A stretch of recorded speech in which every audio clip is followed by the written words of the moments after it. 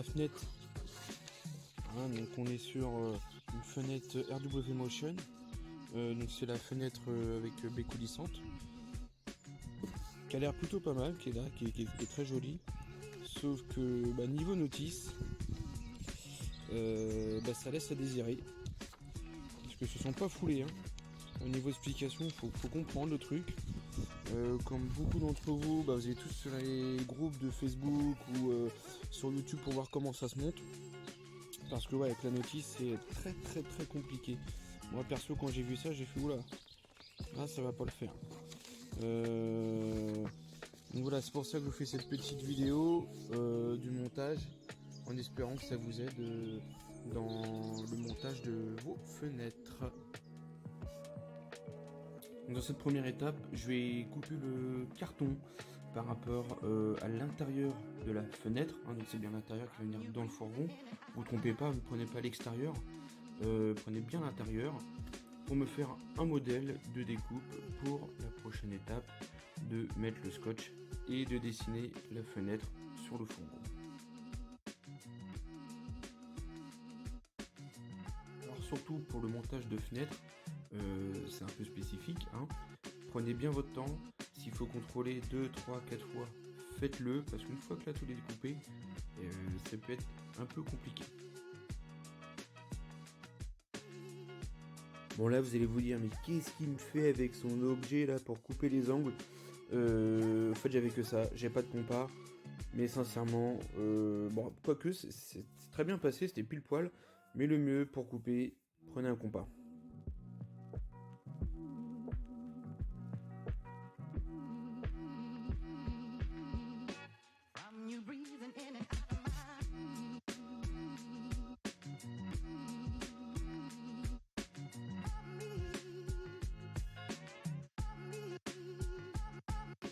Alors ce qu'il faut savoir sur ce type de fenêtre, il faut absolument que vous preniez des tasseaux pour faire un cadre. Et les tasseaux doivent faire 3 cm d'épaisseur. C'est super important. Moi j'ai acheté des tasseaux de 2,7 cm et il me manquait quelques millimètres. Pourquoi? C'est simplement que le cadre va venir se fixer sur les tasseaux, qui vont venir plaquer la tôle et la fenêtre extérieure. Vous allez comprendre pourquoi dans les images qui vont suivre. Alors on ne le voit pas sur la vidéo, j'ai pas pu filmer, mais une fois le cadre posé comme sur les photos, n'hésitez pas à pré-percer le cadre que vous allez mettre au niveau de la fenêtre.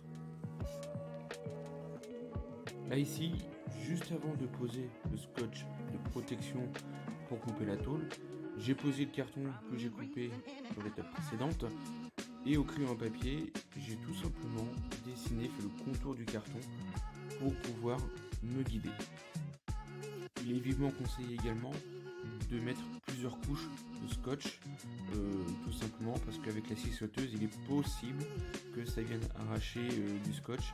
Et si vous mettez qu'une seule épaisseur, c'est la carrosserie qui va être rayée.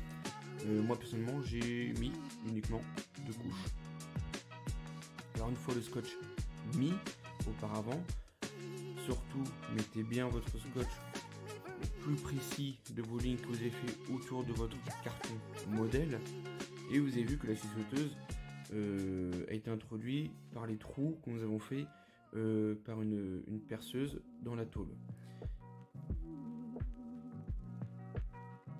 Je vous conseille vivement d'être deux, une personne qui coupe à l'extérieur, une à l'intérieur qui tient la tôle, mais également qui maintient la tôle pendant la découpe pour éviter les vibrations auprès de la lame de la scie sauteuse. Alors faites attention, sur un des côtés de la fenêtre, vous avez ces 8 qui font quelques millimètres d'épaisseur. Moi sur le coup, comme j'ai coupé pile poil, forcément, lors du positionnement, ça bloque. J'ai dû couper quelques millimètres en plus par rapport à la tôle du dessus et d'en dessous, hein, pour que les têtes de vis puissent passer. Voilà, donc à faire attention à ça, voir si les vis passent vraiment bien quand vous allez positionner votre fenêtre.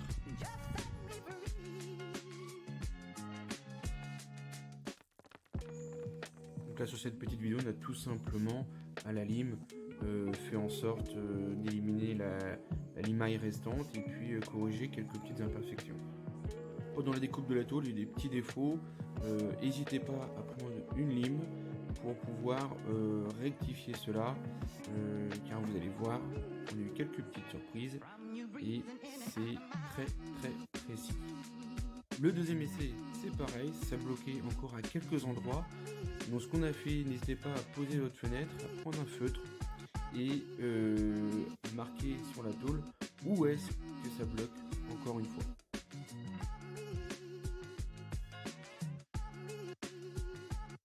Une fois que vous êtes sûr que votre fenêtre passe, que tout est ok, vous appliquez tout simplement de l'anti-rouille tout autour de la fenêtre. Et après cette étape-là, regardez bien sur la notice. Moi, en l'occurrence, on avait un temps de séchage d'environ 2 heures.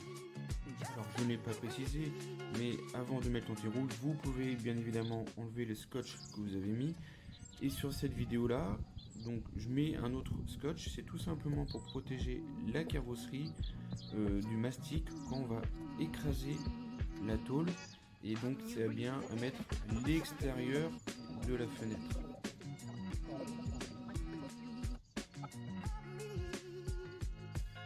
Si vous aussi vous avez dû couper ces petits montants verticaux pour la pose de votre fenêtre, alors sachez que c'est autorisé, c'est les montants horizontaux qui sont interdits ou sinon il faut repasser auprès d'un organisme spécifique.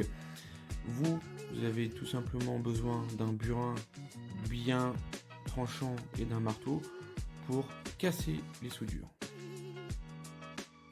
Il est venu temps de poser la fenêtre. À l'aide de la Marfex Cleaner, nettoyez bien la tôle et le contour de fenêtre pour que le Sikaflex soit très efficace. Ça y est, c'est la grande étape, l'étape de la fixation de la fenêtre. Donc bien évidemment, il faut être deux, une personne à l'extérieur qui va venir plaquer la fenêtre sur la tôle et la deuxième personne qui va installer le cadre en bois qui a été fait au départ, le contre-cadre. Et donc sur le contre-cadre, vous avez bien fait donc des trous tout autour au départ. C'est tout simplement à venir fixer sur la fenêtre et ça va venir pincer le cadre en bois et la tôle. Méfiez-vous sur le contre-cadre de bien venir vous fixer sur la fenêtre et pas juste en dessous ou juste au-dessus. Parce que le cadre, j'ai remarqué que il n'est pas forcément bien aligné par rapport à celle-ci. Donc la personne à l'extérieur va venir contrôler que la fenêtre soit bien plaquée sur tous les côtés. Voilà, le montage est fini, donc un petit aperçu avant et après. C'est une fenêtre qui est plutôt sympa. N'oubliez pas que pour le mastic, il faut un temps de séchage d'au moins 24 heures, donc surtout ne bougez pas votre camion. Donc mon petit retour d'expérience par rapport à cette fenêtre, donc elle est sympa, sauf que pour une marque comme Kerbest, je trouve ça un petit peu dommage que la notice soit vraiment très light, et puis quelques petites imperfections notamment par rapport aux vis et au cadre. C'est la fin de la vidéo, je voulais vous remercier du visionnage de mon tuto.